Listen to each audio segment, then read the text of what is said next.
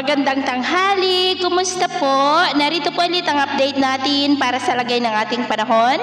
Ngayong tanghali po ng February 3, 2024 na kung saan sa ngayon po ay patuloy pa rin na walang anumang banta ng sama ng panahon dito po sa ating bansa for the next 3 to 5 days. Easterlies pa rin o mainit na hangin na nanggagaling po dyan sa Pacific Ocean ang patuloy po na umihip dito sa ating bansa. At ito naman po ipinapakita ng forecast model natin pong ginagamit hanggang po sa susunod na 2 linggo.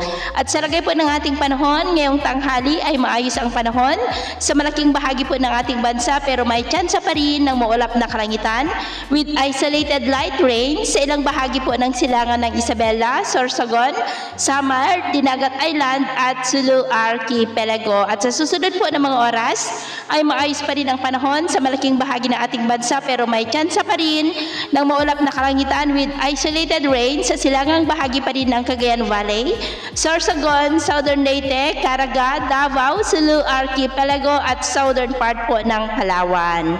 At sa atin naman pong mga baybayin, wala po tayong nakataas na namang gale warning signals pero iba yung pag-iingat lamang po kung papalaot tayo para mas makaiwas sa mga sakunang pangkaragatan.